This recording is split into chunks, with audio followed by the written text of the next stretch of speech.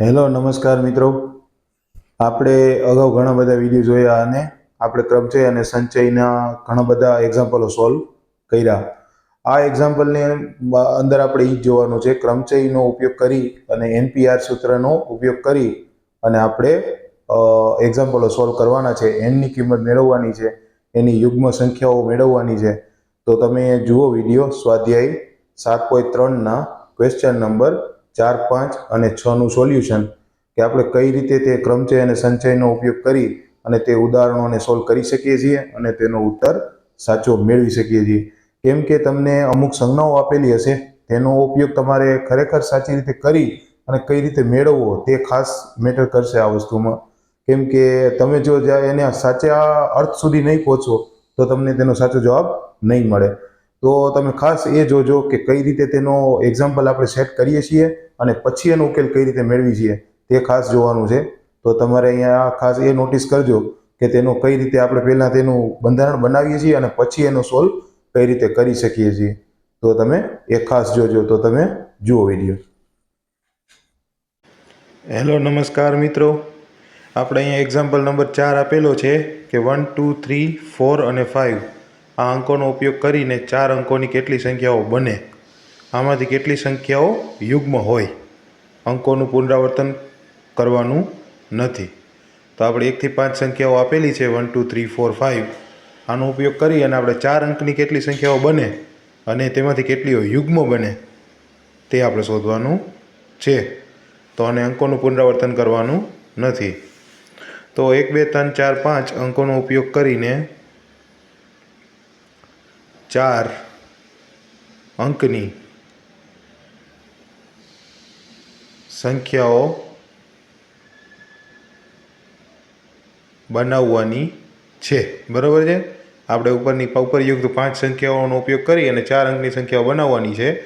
એક સમયે 4 લેવામાં આવતા 5 અલગ અલગ અંકોના ક્રમચયો હોય તેટલા 4 અંકની સંખ્યાઓ હશે. બરાબર છે કે આપણે એક સમયે આપણે 4 સંખ્યાઓ અલગ અલગ લેવાની છે. બરાબર છે કે 4 અંકની કીધી છે અને ટોટલ સંખ્યા છે 5. તો 5 અલગ અલગ રીતે ચાર સંખ્યાના જેટલા ક્રમચયો હશે તેટલી એની સંખ્યાઓ તો થશે. તો 4 અંકોની જરૂરી સંખ્યા કેટલી થશે? તો 1 × 2 × 3 × 4 × 5 ઇઝ ઇક્વલ ટુ 120. એટલે 120 સંખ્યા હશે. બાકીના સ્થાનો ભરવાની રીત. બરાબર છે કે એ સિવાયના સ્થાનો છે એ સંખ્યા ભરવાની રીતની સંખ્યા કેટલી હોય તો આપણે જોઈ લઈએ. સિમ્પલ. તો થશે શું થશે? 4p3 કે 4 અંકોની સંખ્યા અને બાકીના 3 સ્થાન. તો 4 સમેશન અપોન 4 - 3 સમેશન. તો અહીંયા શું થશે? 4 સમેશન એમનમ અને અહીંયા થશે 1 સમેશન. તો આને તમે આ રીતે લખી શકો, 4 × 3 × 2 × 1. બરાબર છે. 1 સમેશન કેન્સલ એટલે એ થશે 24. હવે આપણે બાકીના સ્થાન ભરવાની રીત મળી ગઈ છે. તો આપણે જરૂરી 4 અંકોની કેટલી યુગ્મ સંખ્યાઓ હશે તે આપણે અહીંયા જોઈ લઈએ. 4 અંકોની કેટલી સંખ્યાઓ બનશે. તો ગુણાકારના સિદ્ધાંતના આધારે સમ સંખ્યાઓ મતલબ યુગ્મ સંખ્યાઓની આવશ્યક સંખ્યા એના બરાબર શું થશે? તો 2 × 24 તો થશે 48.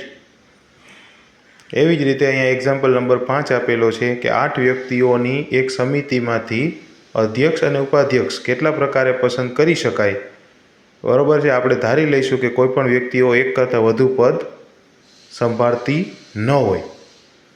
બરાબર છે કે 8 વ્યક્તિઓની એક સમિતિ છે, એમાંથી એક અધ્યક્ષ અને એક ઉપાધ્યક્ષ આપણે કેટલી પ્રકારે પસંદ કરી શકીએ કે એક જ વ્યક્તિને આપણે 2 પદ ન આપવા પડે. બરાબર છે.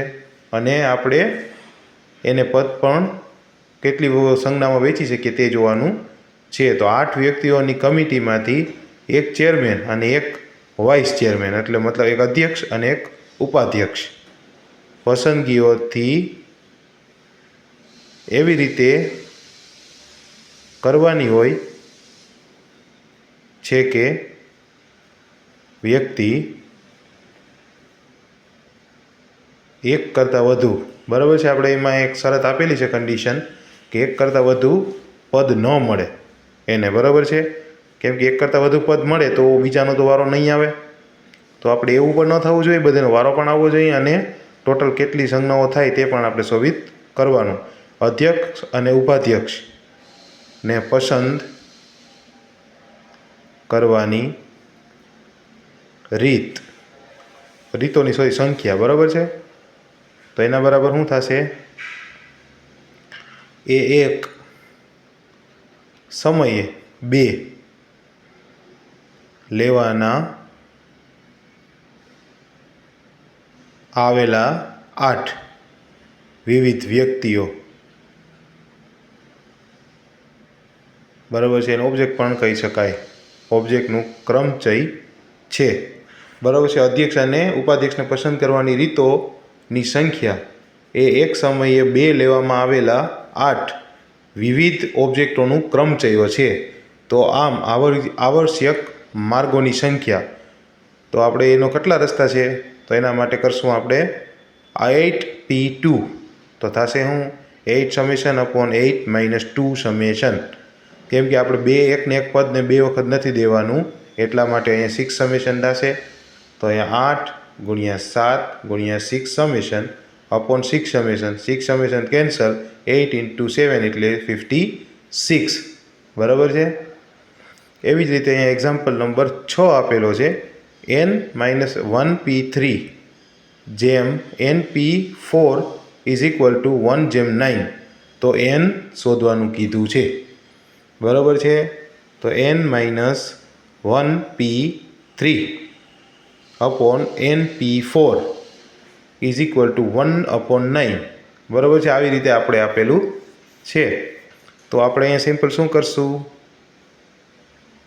તો કે n-1 સમેશન અહીંયા n-1 -3 સમેશન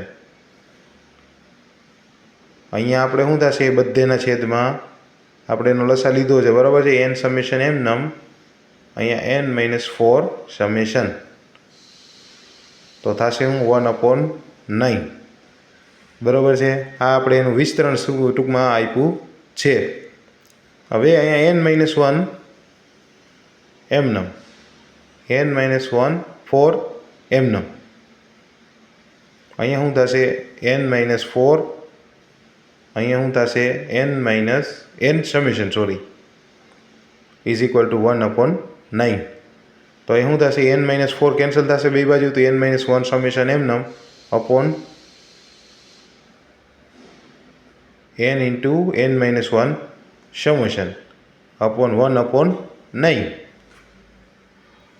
તો થશે હું 1/n ઇઝ ઇક્વલ ટુ 9 તો થશે અહીંયા હું n ઇઝ ઇક્વલ ટુ 9.